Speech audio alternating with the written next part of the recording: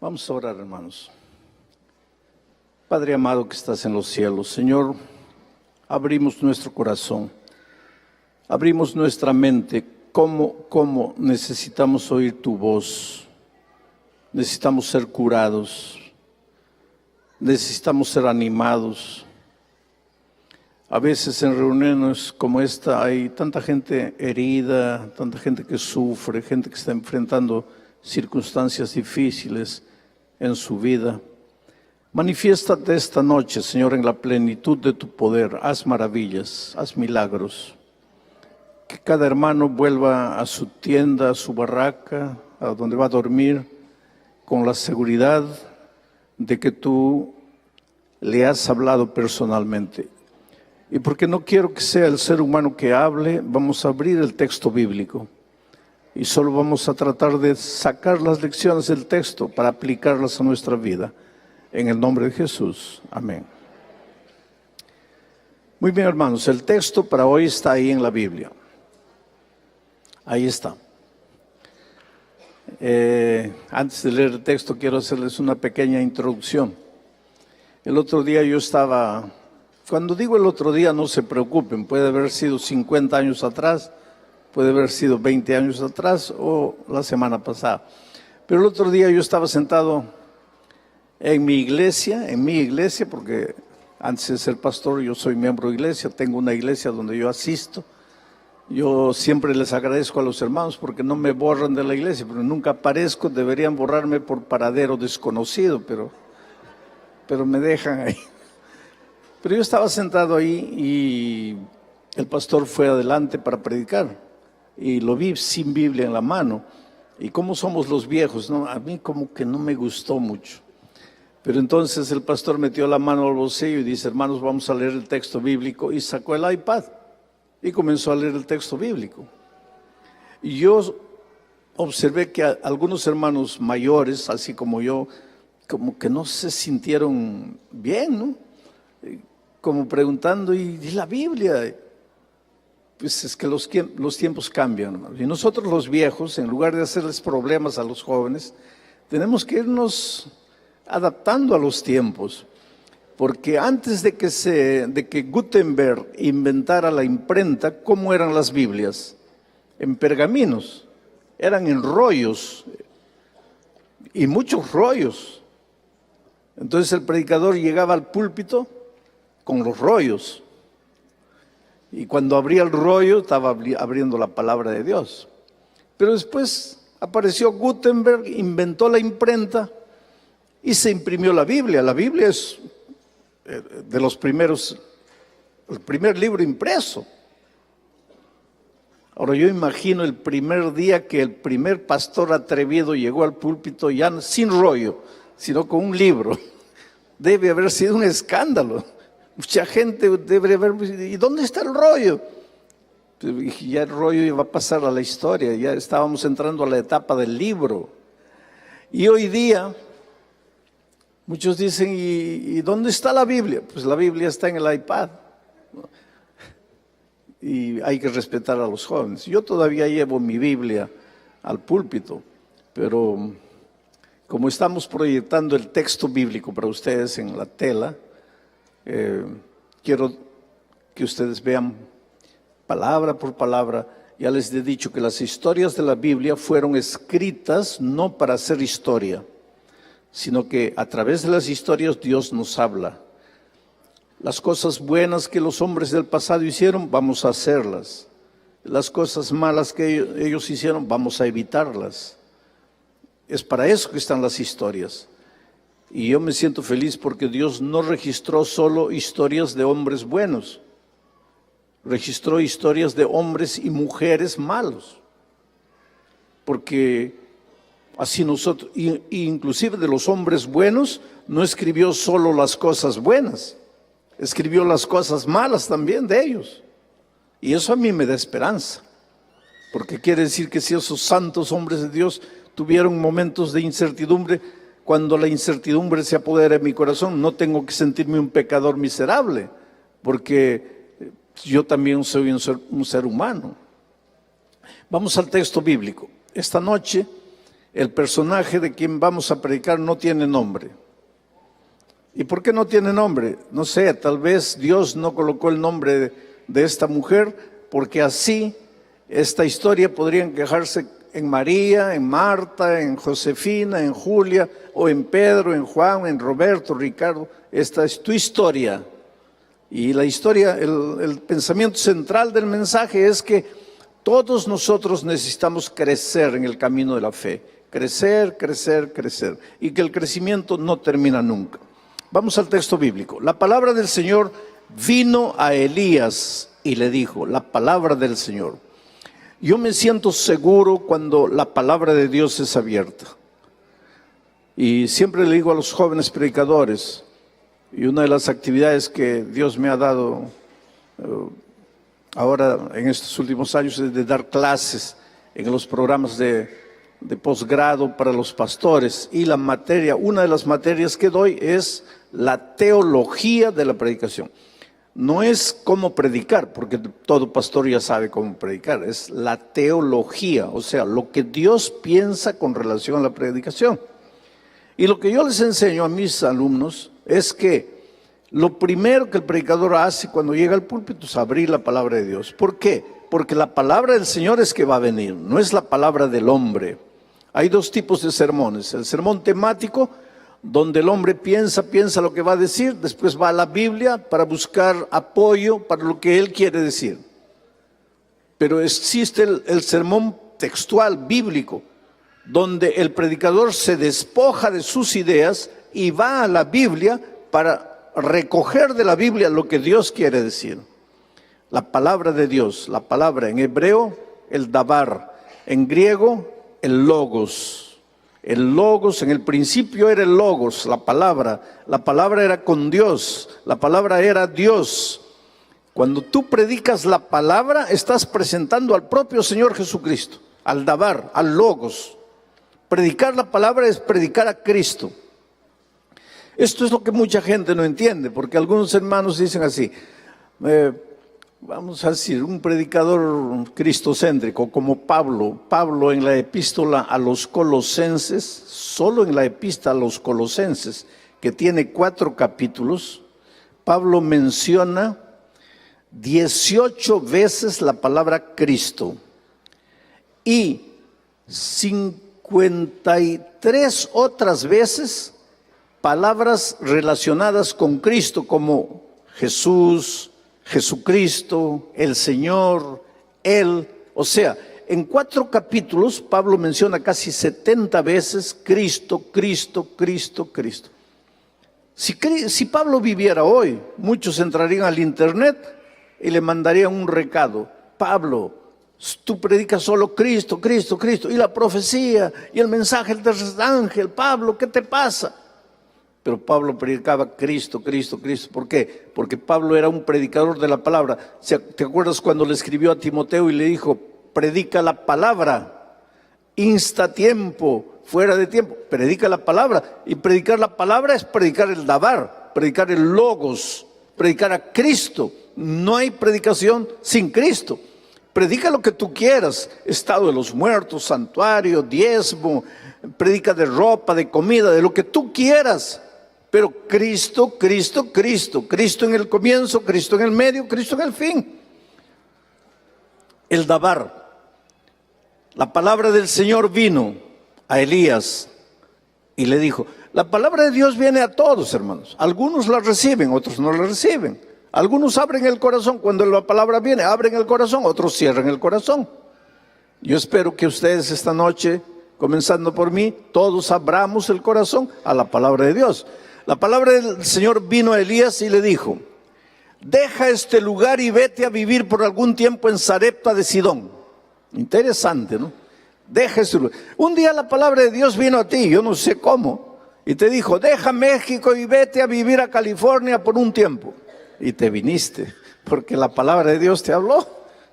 La palabra de Dios habla de muchas maneras interesantes, a veces a través de las circunstancias. La revelación se revela, Dios se revela en la naturaleza, en sueños, en visiones, a través de su palabra escrita. Yo prefiero que Dios me hable a través de la palabra escrita, Por eso estudio la palabra de Dios. Es más seguro que querer sentir la voz de Dios. Yo no creo mucho cuando alguien dice así: esta mañana Dios me despertó a las 2 de la mañana, me ha dicho que les predique esto. Yo no creo mucho eso. Ahora, si me dijeran: esta mañana Dios me despertó a las 2 de la mañana y empecé a estudiar la Biblia y encontré este mensaje, ahí sí yo creo. Porque Dios habla a través de su palabra, no a través de, no, que me incomodó, me dijo, no. Todo lo que Dios ya te dijo está en su palabra. Por eso vea la palabra, abre la palabra y gasta tiempo analizando el texto bíblico y tratando de sacar las ideas de la palabra. La palabra del Señor vino a Elías y le dijo: deja este lugar, vete a vivir por algún tiempo en Sarepta de Sidón. ¿Por qué le dijo Dios eso? ¿A quién se le dijo? A Elías. ¿Por qué le dijo a Elías? Porque Elías, en el nombre de Dios, se presentó al rey Acab. ¿De dónde era Acab? El rey de Israel. Al rey de Israel. No debería ser el líder del pueblo, no debería llevar al pueblo a la entrega completa al Señor Jesús, sí, pero a veces los reyes fallan, y en este caso Acab falló, y él falló porque se casó con una muchacha que no era del pueblo de Dios, y la influencia de esta muchacha fue tan grande en él que lo corrompió. ¿Cómo se llamaba la esposa de Acab? ¿Te gustaría llamarte Jezabel? No, lógico, porque el nombre de una persona simboliza su carácter, y ¿quién quiere ser como Jezabel, no? ¿Sabes dónde había nacido Jezabel? En Sarepta. Era original de Sarepta, sareptiana. Y ahora Dios manda a Elías allá a Sarepta, la tierra de Jezabel. ¿Y por qué lo manda? ¿Sabes por qué? Porque él denunció el pecado. Elías denunció el pecado del pueblo. Y como consecuencia de eso, Elías le dijo: para que tú me creas, no va a llover. Y dejó de llover. Y entonces Elías fue, se escondió en una cueva, porque si iba a dejar de llover, iba a dejar de llover para los malos, pero también para los buenos. Eso es lo que te digo, hermano. Si por desgracia un avión se cae, van a morir los malos, pero los buenos también van a morir. Los que no querían saber nada con Jesús van a morir, pero los que dentro del avión tenían una vida bonita de comunión con Cristo también van a morir. Es que mientras vivamos en este mundo, siempre los problemas, las dificultades son para todos. La crisis viene para todos, la falta de empleo viene para todos, pero Dios para sus hijos siempre provee. Siempre hay una cueva y siempre manda un cuervo y siempre manda pan y siempre manda gluten. A veces no sabemos qué hacer con el versículo que dice que Dios le mandó un cuervo llevando pan y carne. Tendría que decir gluten ahí. Entonces no, pero es que ellos todavía no tenían la luz completa, por eso dice carne. No, hermanos, dice carne porque dice carne. Ahora cuidado, yo no estoy diciendo coman carne, cuidado. No interesa qué era. Lo que interesa es que Dios se preocupa por sus hijos. Lo que interesa es que Dios sabe lo que estás pasando, lo que estás viviendo. Querido, tú puedes estar en medio de esta multitud. En Brasil tenemos una manera interesante de saludarnos. ¿Tudo bem? Tudo bom. ¿Tudo bom? Tudo bem. Es decir, si alguien te saluda en Brasil, ¿tudo bem? Tú tienes que responder, tudo bom. Y si el otro te saluda, tudo bom, tú tienes que responder, tudo bem. Tudo bom, tudo bem. Tudo bem, tudo bom. Está tudo mal, mas tudo bem. Esa es la tragedia de las multitudes. Estás llorando por dentro aquí. Tú estás aquí, pero tu corazón está sufriendo. ¿Por qué? Porque tu hijo, tú sabes que tu hijo está en las drogas, pero tu cuerpo está aquí. Estás sufriendo. Y cuando todos se ríen, cuando todos están felices, tú a veces en tu corazón, nadie es capaz de entender lo que yo siento. Sí, nadie, en este mundo nadie. pero Jesús sabe. Y Jesús tiene una cueva para ti, para que te escondas en la cueva. Y ahí no te va a faltar agua y no te va a faltar pan, porque Él te va a llevar. Pero un día se secó el agua, porque se secó el agua para todos, no llovía. Y ahora que se secó el agua, Dios le da esta orden a Elías: levántate y ve a Sarepta, porque ya he dispuesto que una viuda que allí vive te dé de comer. ¿Sabes? Yo soy fascinado con lo que Dios hace. Ya he dispuesto. Sarepta estaba lejos, él tenía que caminar mucho de donde estaba, porque él estaba enfrente al Jordán. Y tenía que ir hasta Sarepta, cerca de Sidón. Camino lejos.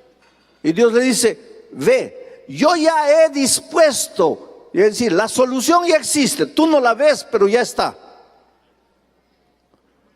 ¿Te acuerdas cuando Agar estaba en el desierto y su hijo estaba muriendo?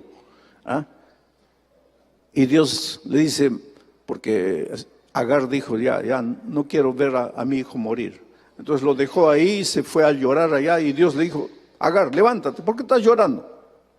Señor, mi hijo está muriendo. No, levántate, toma al muchacho por la mano. Y entonces dice el texto bíblico: y Dios abrió los ojos de Agar y vio un pozo de agua. El pozo estaba allí, el agua estaba allí, pero él no lo ve. Agar no lo veía. ¿Por qué no lo veía? Porque sus ojos estaban llenos de lágrimas. Entonces, querido, para de llorar. Sécate las lágrimas. Vete a Sarepta, porque yo ya he dispuesto la solución para tu problema. En este momento no tienes que comer, no tienes cómo pagar. La migra está cazando ahí a los que no tienen los documentos legales. ¿Estás asustado? Calma. Yo ya he dispuesto la salida. Sí, pero ¿qué? Ahí que está pues la fe. Sí, Señor, pero dime, ¿cuál es la salida? No, pues no, vas a tener que ir a Sarepta. No, pero aquí no, en Sarepta, ve a Sarepta. Yo ya he dispuesto que vas a comer allá. Yo ya he dispuesto una viuda que está lista esperándote allá.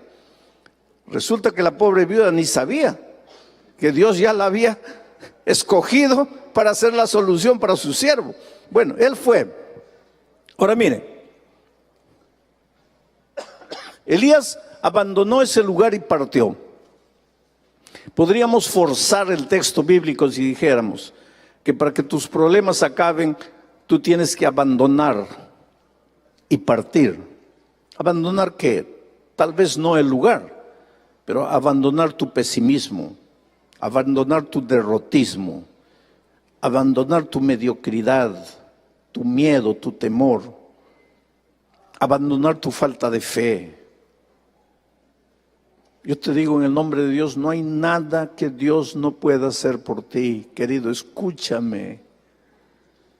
Mamá angustiada, triste, no hay nada que Dios no pueda hacer por ti. Tu hijo va a volver. Tú lo vas a ver en el reino de los cielos. Todas las historias que le has contado cuando eran niños, todas las musiquitas que le has cantado para que se duerma de niño, no se ha muerto, no se ha perdido. Pero abandona tu miedo, abandona tu pesimismo, cree en la palabra de Dios y parte. Elías abandonó ese lugar y partió para la tierra de la promesa. ¿Cuál era la tierra de la promesa para él? Sarepta. Israel estaba esclavo, Dios le dijo: sal de aquí, parte. Y Israel partió. ¿Partió para dónde? Para Canaán. Todos nosotros un día tenemos que partir para el plan maravilloso que Dios tiene preparado para nosotros. Pero ¿cuál es ese plan? No necesito explicártelo. Dice Dios: ve con fe, parte. Y partió a Sarepta. Cuando llegó a la entrada de la ciudad, vio a una mujer que recogía leña. Ahí comienzan las cosas. Dios dice: yo ya he preparado una viuda lista ya. No era viuda rica, Era una viuda pobre, pobrecita, recogiendo leña para cocinar. Es que las soluciones de Dios no caben en el raciocinio humano. Las soluciones de Dios son aparentemente locas. Dios toma lo insignificante del mundo para sacudir a la estructura completa. Cuando llegó a la entrada de la ciudad, vio a una mujer que recogía leña. Era viuda. Elías la llamó y le dijo: te ruego que me des a beber un vaso de agua. Agua es lo mínimo, querido, que un pobre puede tener. Agua. Sin comida puedes vivir, sin agua no vives. Sin comida puedes resistir muchos días, sin agua no. Te deshidratas y mueres. El agua es más vital para el cuerpo que la comida. Y nadie le niega un vaso de agua al pobre, al necesitado, ¿no es cierto? Nadie le niega un vaso de agua al que necesita. Y entonces Elías le pide: dame un vaso de agua. Y ahí va la mujer por el agua, cuando Elías la llamó y le dijo: me estaba olvidando una cosa, también tráeme un poco de pan. Cualquiera diría: Elías es un confianzudo de primero, ¿no? Ya le está dando agua, ahora quiere pan. No se trataba de querer. Dios le había dicho: yo ya he establecido una viuda, va a ser tu solución. Pero ¿cómo una viuda? Una viuda pobre. Sí, no me preguntes cómo, yo ya he establecido.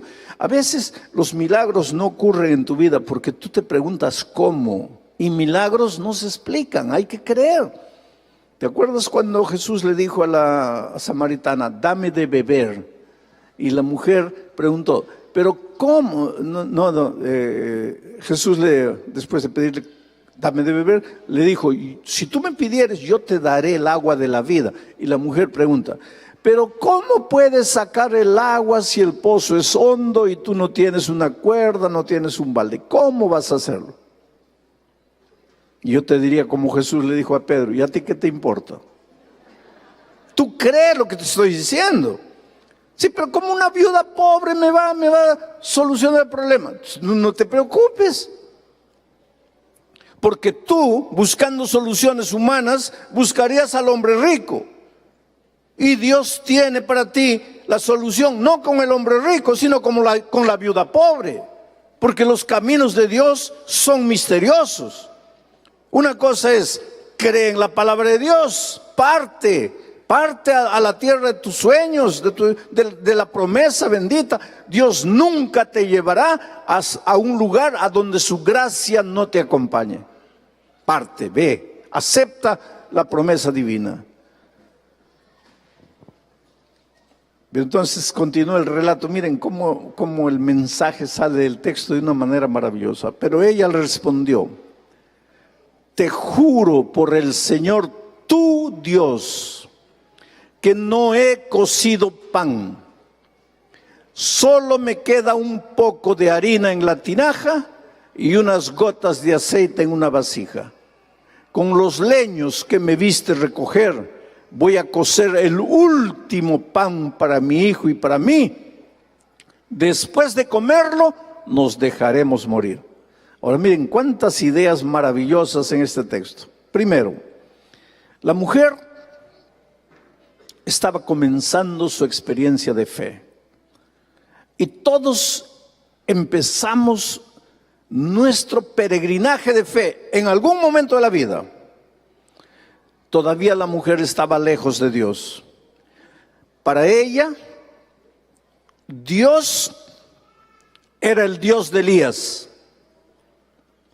Cuando tu Dios es el Dios del pastor, no va a suceder mucha cosa en tu vida. Pero cuando tu Dios sea tu Dios, ahí tú vas a ver los grandes milagros. Por eso es que tú no tienes que contentarte con la experiencia de los otros. Tú toma tu propia experiencia. Yo siempre le digo a mis hijos: yo el día que me muera no voy a tener dinero para dejarles. Pero cómo quisiera dejarles la confianza que Dios me ha enseñado a tener en Él. Hay unas cosas tan interesantes. Yo he aprendido a confiar en Dios ya. La vida a golpes y me ha enseñado a confiar. El otro día tenía un compromiso aquí en los Estados Unidos. Tenía que llegar sí o sí. Y estoy sentado en el aeropuerto de San Pablo cuando dicen el viaje fue cancelado, no saldrá más. Todo el mundo corrió ahí a la fila a formar para reclamar, para ver cómo iba a salir. Y entonces por el altoparlante dijeron, pero hemos encontrado 3 lugares en otra compañía, pero solo irán personas que están enfermas, casos así excepcionales. Todos corrieron a la fila. Yo me senté y dije, Dios mío, si tú quieres que predique, pues iré. Y si no quieres que predique, debes tener otra persona para predicar. Yo me quedaré tranquilo. Me senté, a la gente se mordía y una fila gigantesca, el vuelo cancelado. Yo sentado tranquilo y de repente por el parlante, señor Alejandro Bullón, voy. Y la muchacha me dice en voz bajita, le hemos conseguido un vuelo, corra que el vuelo está saliendo, es en el otro terminal. Salí corriendo, llegué aquí. He aprendido a confiar en Dios, porque es mi Dios. ¿Cuántas veces yo erro, hermanos? Pero cuando llega la noche me agarro de mi Dios y lloro a mi Dios y le abro mi corazón a mi Dios. Pero yo quisiera que mi Dios sea tu Dios. Y eso es lo que le digo a mis hijos. Hijos, ¿cómo quisiera que mi Dios sea el Dios de ustedes? Busquen a Dios. ¿Cómo? Mañana en la mañana vamos a ver los instrumentos para buscar a Dios, para caminar con Dios. Pero esta pobre mujer todavía dice, tu Dios. El día que tú digas tu Dios, eso no te sirve mucho. El Dios de los otros tiene que llegar a ser tu Dios. Mira, pero ella le respondió, te juro por el Señor tu Dios que no he cocido pan. Ahora, si Dios no es tu Dios, ¿qué va a pasar? Solo me queda un poco. Si Dios no es tu Dios, se va a apoderar de ti el complejo del nada o el complejo del poco. ¿Quién soy yo? No soy nada, no soy nadie, no tengo nada. ¿Cómo nada? ¿Alguna cosa tiene? No, nada. Ese complejo del nada es terrible, hermanos. Cuando Moisés llegó al Mar Rojo, una montaña imposible de subir. De otro lado, otra montaña imposible de subir. Delante, un mar imposible de ser cruzado. Atrás, un ejército imposible de ser derrotado. Ay, Dios mío. Y Dios le dice, ¿qué tienes en la mano? Nada. ¿Cómo nada? Nada. ¿Qué tienes en la mano? Pues un palito. Entonces no digas nada. Levanta la vara. ¿Pero para qué, Señor? No preguntes, levanta la vara. Moisés levanta y el mar se abre. ¿Cuánto tienes en el bolsillo en este momento? Nada. Ahora, cuidado. ¿Cómo que nada? Pero cuando tu Dios no es tu Dios, ahí pues nada. No tengo nada. Solo me queda un poquito de harina. Dice poco, ¿no? Pero el peruano diría poquito. Los peruanos usan todo de diminutivo, ¿no? Hazme un favorcito, un poquito. Así somos los peruanos. Solo me queda un poco de harina en la tinaja, unas gotas de aceite en una vasija. Con los leños que me viste recoger, voy a cocer el último. Pobre, ¿no? Cuando tu Dios no es tu Dios, pues no tengo nada, tengo un poco, unas gotitas, el último, pues porque tu Dios no es tu Dios. Porque cuando Dios pasa a ser tu Dios, ahí, entonces mira la actitud de una mujer sin Dios. Poco de aceite, pocas gotas, voy a cocer el último pan para mi hijo. ¿Y después? ¿Y después qué? La muerte. Querido, la muerte no es salida para nadie. La muerte no es salida para nadie. Ahora, yo sé que eres un ser humano y que muchas veces en la vida tienes ganas de morir.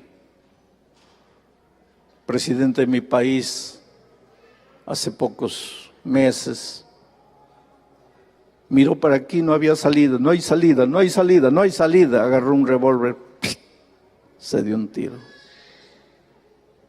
Hoy día prendieron a otro presidente del Perú. Parece que todos los presidentes van presos ya. Ya hay uno ya preso. La muerte no es salida, querido. La muerte no es salida. Pero pastor, yo no veo luz. Yo sé que no ves luz. Pero la muerte no es salida. De repente en tu casa, en la soledad de tu casa allí, tal vez en el otro continente, ya 1 de la mañana, 2 de la mañana, estás sentado en tu computadora mirando este programa, oyendo este sermón, destruido, desesperado, no hay salida, solo la muerte. No, querido. En el nombre de Jesucristo yo te digo, la muerte no soluciona nada. Pero Dios tiene que ser tu Dios. Y cuando Dios sea tu Dios, ahí tú vas a ver lo que va a suceder. Sigamos con el texto bíblico. Pero Elías le dijo, no tengas miedo. Ese es el problema. Es que cuando Dios no es tu Dios, se apodera de ti el miedo. No me queda nada, solo la muerte, un poquito de unas gotas de aceite, un poquito de harina, pues entonces solo la muerte. Pero lo que tú no te das cuenta es que el miedo te oscurece el entendimiento. No ves, no te das cuenta, hay salida para todos los problemas, pero tienes que tener confianza en Dios. Cuando llega la confianza, desaparece el miedo. ¿Te acuerdas de los discípulos en alta mar, aquella noche que se estaban hundiendo? Ay, estaban con tanto miedo, tanto miedo que cuando Jesús apareció, ¿qué dijeron? Es un fantasma, mira, puro miedo. Jesús apareció, ¿calmó la tempestad? No la calmó. Pero el miedo desapareció, porque ¿qué dijo Jesús cuando llegó? Soy yo, no tengan miedo. El miedo desapareció, y una vez que desapareció el miedo, Pedro dijo, Señor, si eres tú, manda que yo vaya a ti por sobre las aguas. Y Jesús le dice, ven. Y Pedro saca el pie del piso y pisa en el agua y no se hunde. Tú serás capaz de andar por encima del agua cuando el miedo desaparezca de tu corazón. Cuando Adán y Eva pecaron, lo primero que Dios colocó en el corazón de ellos fue el miedo. ¿Por qué? Porque sabía que con el miedo ellos estarían arruinados para el resto de la vida. El miedo destruye. Por eso Elías le dice a la mujer, no tengas miedo. Ve, haz lo que quieres hacer, el pan, para que tu hijo coma. Pero antes de que tu hijo coma y que tú comas, cuece una pequeña torta bajo el rescoldo y tráemela. Después cocerás pan para ti y para tu hijo. Ahora no era Elías, querido, era Dios hablando a la mujer en nombre de Elías. Y Dios le dice, hijo, tienes que traerme a mí primero. Pero si no me queda nada, tienes que traerme a mí primero. Tú después vas a ver lo que va a suceder. Ahora, querido, estaré predicando esta noche para alguien que no está siendo fiel a Dios devolviéndole el diezmo, porque tu argumento es, pastor, es que no me alcanza. En el nombre de Dios te digo, sigue la receta de la mujer. Dale a Dios lo que es de Dios y después te vas a asustar con lo que te va a pasar. Dios es Dios de milagros. Cuando Dios te pide, no es porque Él necesite. Cuando Dios te pide, es porque tú necesitas. A la mujer samaritana le dijo, dame de beber. dame de beber. ¿Qué beber? ¿Qué tenía la mujer? ¿Quién era él? Dios, Cristo, el creador de todas las fuentes de las aguas, de todos los ríos, de todos los océanos. ¿Qué le va a decir a una mujer, dame de beber? Pero cuando Dios le dijo a la mujer, dame de beber, no es porque él necesitaba, es porque la mujer necesitaba. Y cuando Dios te dice, dame lo que es mío, no es porque él necesite, es porque tú necesitas. Pero la medida en que Dios te va a dar es la medida en que tú le das a Dios. No tengas miedo de ser fiel. Sé fiel. Y tú vas a ver las maravillas que van a suceder en tu vida. Ahora, cuidado. No seas fiel para que Dios te dé más. Porque si eres fiel para que Dios te dé más, vas a perder lo que le has dado a Dios, porque no te va a dar más. ¿Qué, pastor? Tienes que ser fiel porque Dios es Dios. Aunque te dé más o aunque no te dé nada. Te voy a contar una historia. Le pusieron de nombre Juan Langosta después de lo que sucedió. Juan plantaba trigo verde, bonito, floreciente. Y él fue un día a la notaría y dijo, yo quiero registrar mi tierra a nombre de Dios. El notario le dijo, ¿estás loco? ¿Cómo Dios, a nombre de Dios? No, sí, porque la tierra no es mía, la tierra es de Dios. Quiero a nombre de Dios. No, pero ¿y Dios no tiene el DNI? ¿Cómo le hacemos?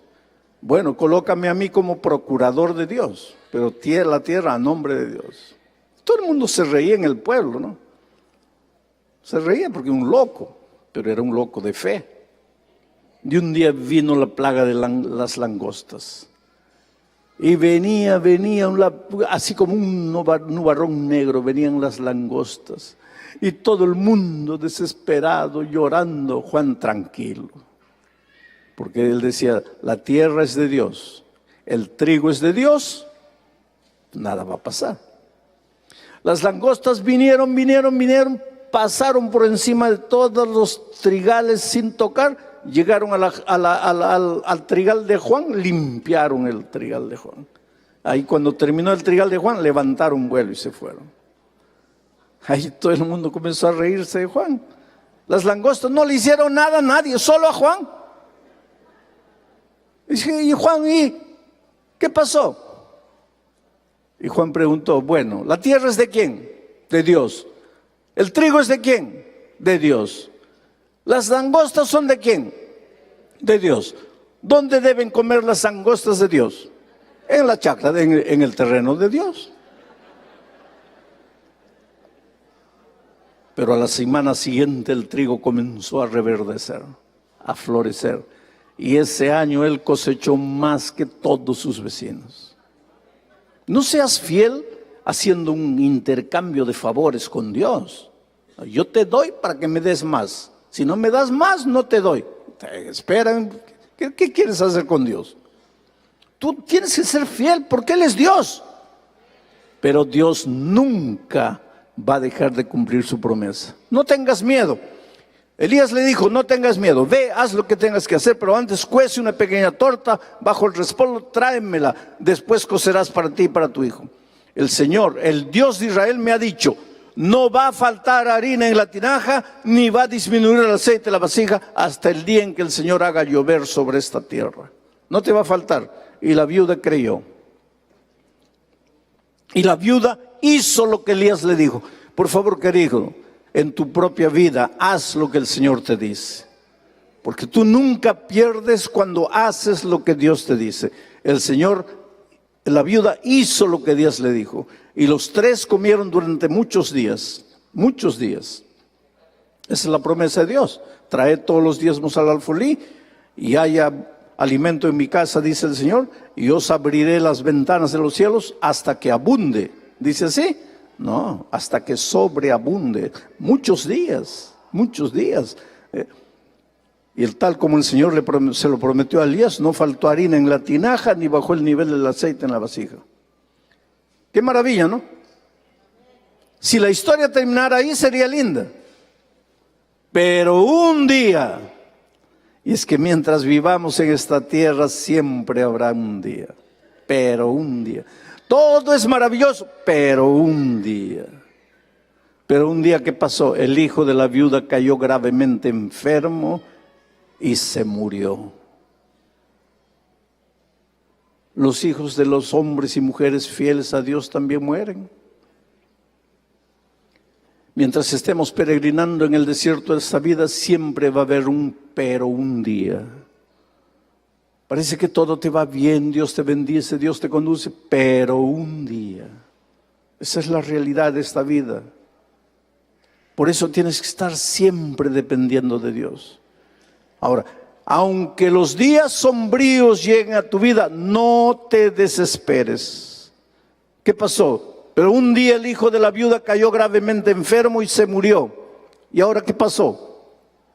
Entonces ella le dijo al profeta: ¿qué tengo yo que ver contigo, varón de Dios? Varón de Dios. Ese profeta vivió una vida tan linda que todos lo veían como el varón de Dios. Yo le digo eso todas las mañanas al salir de casa, del hotel, a Dios: Señor, que las personas vean un varón de Dios en mí. Soy un ser humano como cualquiera, tengo defectos, tengo errores, cometo tonterías, pero quisiera que el pueblo de Dios vea un varón de Dios. Veían en Elías un varón de Dios. ¿Qué le dijo la mujer? Has venido a hacerme recordar mis pecados. Porque esta es la naturaleza humana, hermanos. Cuando te pasa algo malo, lo primero que piensas es ¿qué cosa? Es por causa de mi pecado. Es por causa de mi pasado. ¿Y quién no tiene un pasado, no es cierto? ¿Quién no tiene algo de qué arrepentirse, de qué llorar? Pero yo te digo, en el nombre de Dios, no te desesperes. Las cosas malas que te pasan no son por causa de tu pecado, son por causa del pecado. Porque un día el pecado entró a este mundo y malogró todo. Y hoy día estamos peregrinando en un mundo de dolor.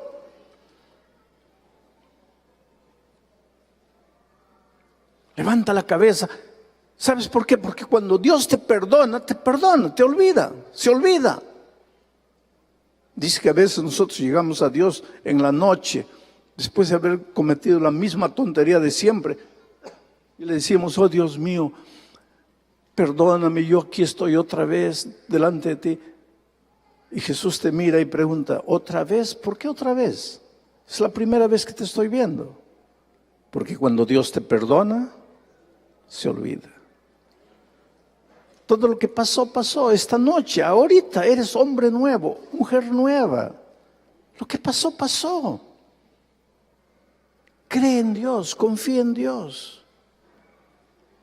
Yo estaba predicando en el Estadio Nacional de Lima.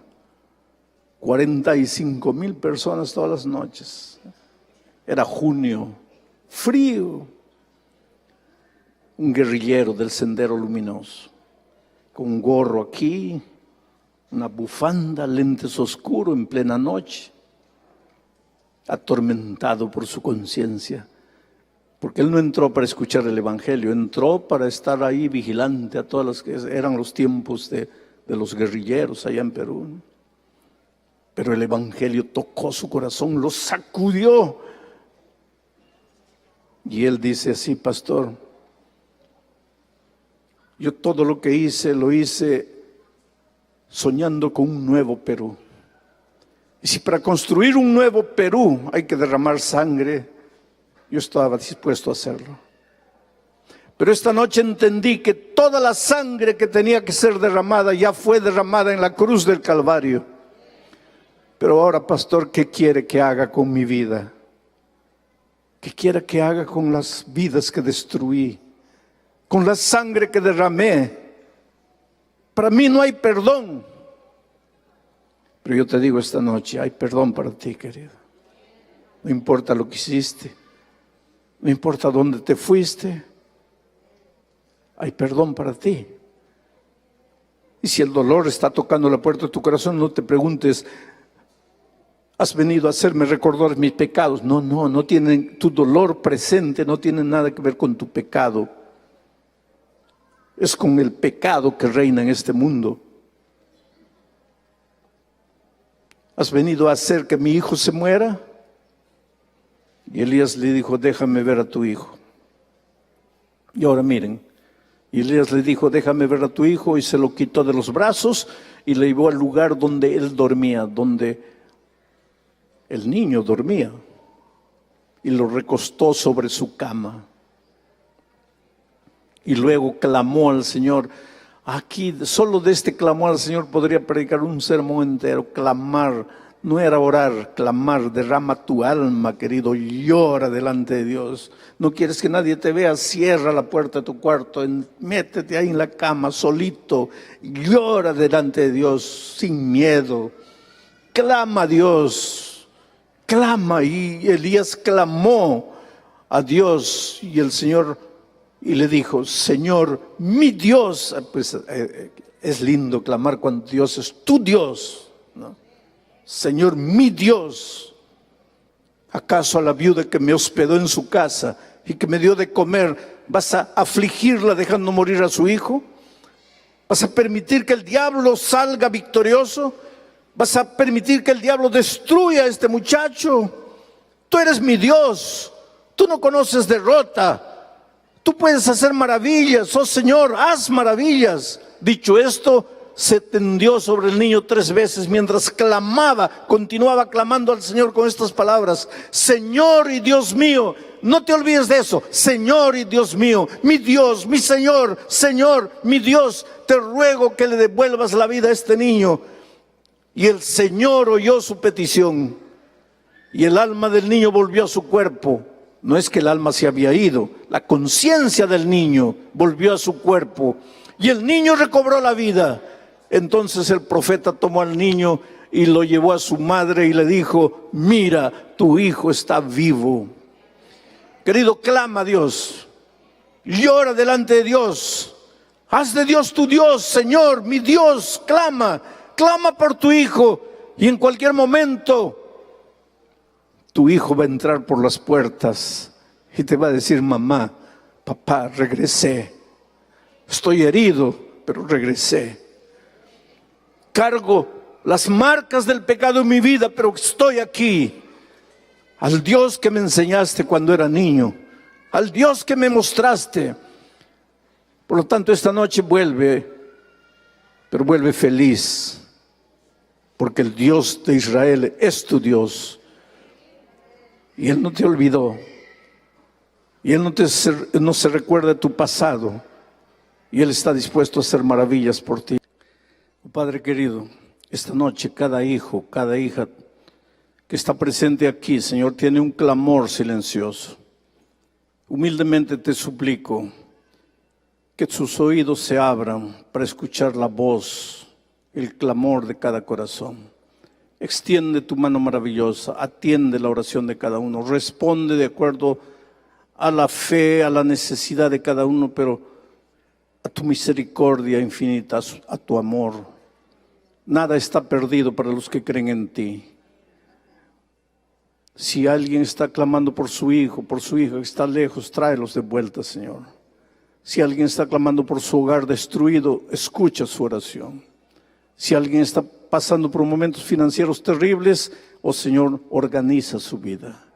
Si alguien está desempleado, oh Señor, tú provéele una fuente de sustento.